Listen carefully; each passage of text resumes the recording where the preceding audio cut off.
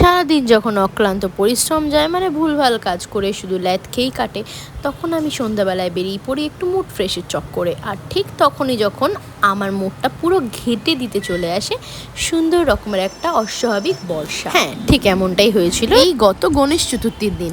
তো সারাদিন ল্যাদ ট্যাদ খেয়ে আমি ভেবেছিলাম যাই বিকালবেলা একটু বেরিয়ে পড়ি মাসি বাড়ির উদ্দেশ্যে, আর একটু ঘোরাঘুরি কেনাকাটা সব কিছুর উদ্দেশ্যে। তো সারাক্ষণ একটু সেজে গুজে নিয়ে এলডিনকে বাই বাই করে বেরিয়ে যখন পড়তে গেলাম, তখন থেকে জম্ম বর্ষা শুরু হয়েছে। ভিজতে ভিজতে তখন গেলাম বাজারে। কী আর করবো, মুডটা এমনিই খারাপ ছিল, তো ভালো তো করতে হবে।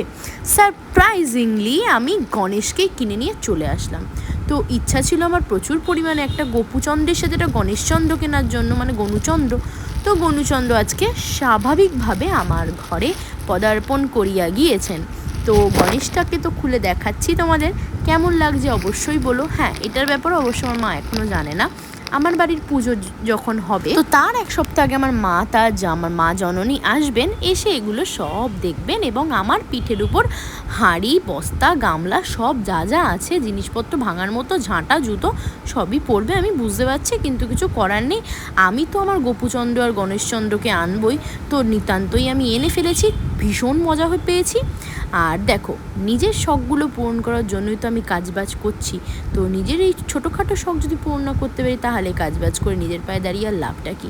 বাবা মা তো আমাদের এখনও ওই পর্যন্তই ভালোবেসে রেখেছে। তো দেখা যাক, বাবা মাকে যেটুকু পারছি সুখ দিচ্ছি, সাথে সাথে নিজের সুখগুলোকে নিজেই কিনছি। কতদিন আর বাবা মার হাত পেতে বাবা মার কাছ থেকে চাবো? অবশ্যই না। বড় হয়েছি, নিজের দায়িত্ব নিজে একটু নিই। তো তারপর আমি একটু খেলু শুরু করে দিয়েছিলাম আমাদের এলডিন রানির সাথে, এবং সাধারণভাবেই আমার মা চলে এসেছিলো। ওই যে দেখতেই পাচ্ছ, সেই দিন মা আমাকে সারপ্রাইজ দিয়ে দিয়েছিল হঠাৎ করে চলে এসে। তো যেহেতু আমাদের পুজোর এক সপ্তাহ বাকি, স্টে টিউনড, সব আস্তে আস্তে আসবে। আজকের মতো টাটা এখানে।